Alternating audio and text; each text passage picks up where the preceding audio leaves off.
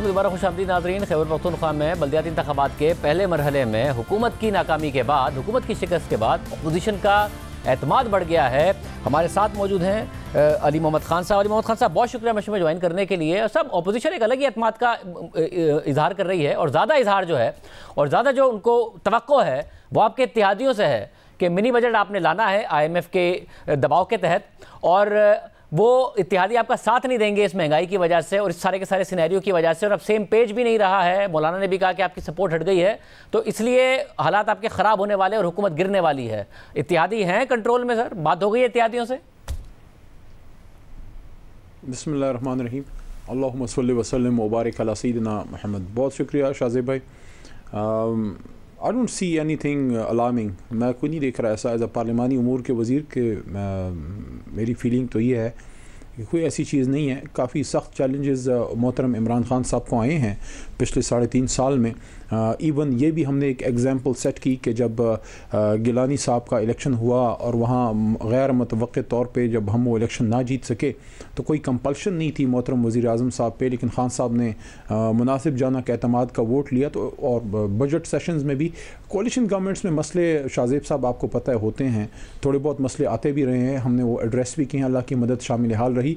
मैं शुक्रगुजार भी हूँ अपने जितने भी एलाइज़ हैं कि उन्होंने बावजूद बहुत सी चीज़ों में इख्तिलाफ रखने के उन्हें खान साहब के साथ मजबूती से खड़े रहे हैं। इंशाल्लाह इसमें भी कोई I don't see any problem. वैसे मगर अली मोहम्मद साहब, इत्तेहादी उखड़ना ज़रूर शुरू हो गए थे, मगर आप लोगों ने वाकई उनको हमेशा मना लिया। मगर ये जो बल्दियाती इंतखाबात हुए हैं उसके बाद अपोजिशन कह रही है कि नज़र आ रहा है इत्तेहादियों को कि महंगाई की वजह से जो अवाम हैं वो कितने शदीद नाराज़ हैं, और इत्तेहादियों को भी अपने जो वोटर्स हैं और सपोर्टर्स हैं उनको जवाब देना है। वो नहीं दे सकते कि 350 अरब रुपये के इजाफी टैक्सेस अवाम पर लगा दिए जाएँ और उसकी वजह से महंगाई आए, इसलिए नहीं होगी हुकूमत कामयाब। देखें, अपोजिशन अगर हौसला हार जाए और अगर अपोजिशन ये कहे कि हम कभी भी पावर में नहीं आ सकते और अगर अपोजिशन हुकूमत की तारीफ़ करनी शुरू कर दे तो फिर अपोजिशन काहे की?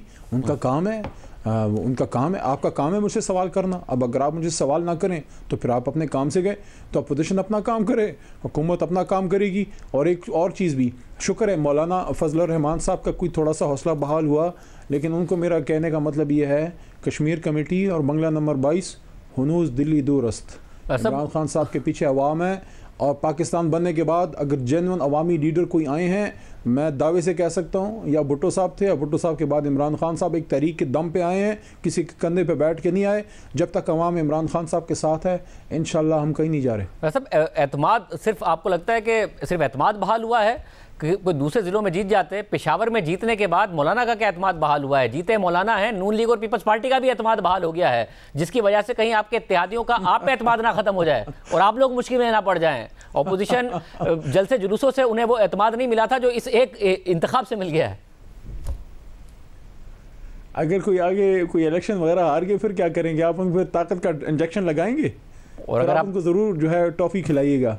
देखें, ऐसा नहीं होता शाहजेब साहब, इस states craft is a serious business. अगर अपोजिशन सिर्फ एक बल्दियाती इलेक्शन की चंद सीटों पे, और वो लोग क्यों खुश हैं? यानी देखें, मैं ऑनेस्टली मैं आपको अपनी एज अ पॉलिटिकल वर्कर एक बात बताऊं, मुझे दुख होता है पीपल्स पार्टी को ये देख के कि एक फेडरल जमात की ये हालत कर दी जरदारी साहब ने कि वो उसको अंदरूनी सिंध की जमात बना दिया, उसको कराची हैदराबाद से भी सफाया हो गया। जो NA1 से कभी बीबी जीतती थी, पेशावर से जीतती थी, चित्राल से जीतती थी शाहजेब साहब, वो क्या हो गया पीपल्स पार्टी का? और मुस्लिम लीग नून जो पिछले 5 साल हुकूमत कर गई, हमारी तो सीटें थोड़ी कम आई हैं ना, कुछ हमारे अपने भी we needed to put our house in order, हमसे भी थोड़ी अंदर गलतियां हुई हैं टिकटिंग में, आगे पीछे मैनेजमेंट में, लेकिन मुस्लिम लीग नून इन्ना लिल्लाहि व इन्ना इलैहि राजिऊन। मगर अली मोहम्मद साहब, अगर जो 16 अगर जो खैबर पख्तूनख्वा और जो सेकंड फेज होगा, उनसे पूछेगा अली साहब, क्योंकि आप खैबर पख्तूनख्वा के डायनामिक्स को बहुत अच्छी तरह समझते हैं। जो सेकंड फेज होगा उसमें ज़ाहिर है कुछ कॉन्स्टिट्यूंसीज और कुछ एरियाज ऐसे हैं जो कि नून लीग का भी स्ट्रॉन्ग होल्ड रहे हैं। अगर हज़ारा बेल्ट वगैरह में नून लीग को भी कुछ मिलता है और PTI की फिर भी कारकर्दगी अच्छी नहीं होती है कि वज़ीर आज़म ने ज़ाती तौर पर नोटिस लिया, तो फिर क्या होगा?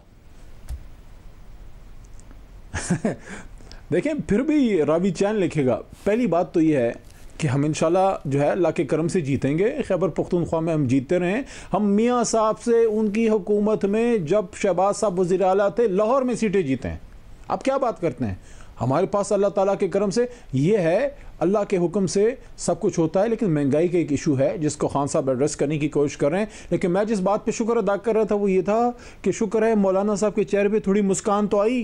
डिप्रेशन के मरीज बन गए थे हमारे बड़े भाई, थोड़े से खुश हुए हैं। मौलाना साहब अब आपने कह दिया ना कि सपोर्ट नहीं है, अब अगर जीते तो फिर क्या कहेंगे अलीम साहब? मगर जिस तरीके मौलाना मुस्कुरा नहीं रहे हैं, मौलाना तो कह के लगा रहे हैं, और उनके कहके पर आप शुक्र अदा कर रहे हैं या परेशान हो रहे हैं क्योंकि वज़ीर आज़म ज़ाती तौर पर नोटिस ले रहे हैं कि सेकंड फेज़ में भी वो ना हो जाए जो पहले फेज़ में हुआ है?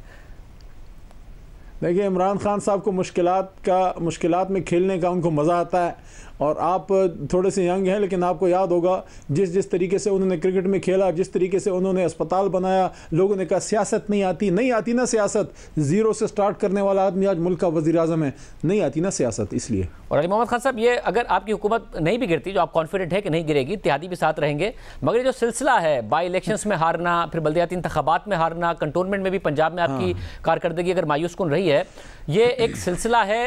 अगर आपकी हुकूमत टाइम भी पूरा करती है तो उसकी अनपॉपुलैरिटी में इजाफा होते रहना, या आपको लगता है कारकर्दगी बेहतर करके अगले 1.5-2 साल में आप रिकवर कर जाएंगे यहाँ से? नहीं, ये हमारे लिए अलार्मिंग भी है। मैं कोई ये नहीं कह रहा कि हम कोई आसमानों में, साथ में आसमान पे हम नहीं उड़ रहे, हमें इन चीज़ों का एहसास भी है, महंगाई का इशू भी है। लेकिन शाहजेब साहब, you must be knowing this thing कि एक इनकम्बेंसी फैक्टर होता है कि जब एक हुकूमत बैठी होती है और महंगाई हो, इशूज़ हों, बाई इलेक्शन में कभी आप जीतते हैं, कभी आप हारते हैं। हम जीते भी हैं, हम हारे भी हैं, मुश्किल सीटें भी निकाली हैं। लेकिन असल में शायद लोगों को नहीं पता इमरान खान साहब का जो इमरान आई के फिनोमेना है वो क्या है। वो ये है कि इमरान खान का जेन्युइन वोटर और उसका वोटर सपोर्ट तब निकलता है जब उसको ये पता हो कि मेरे वोट से इमरान खान वज़ीर आज़म बनेगा। इमरान खान को उन्होंने वज़ीर आज़म बना दिया, बल्दियाती इलेक्शन में वो वाला क्रेज़ नहीं होता।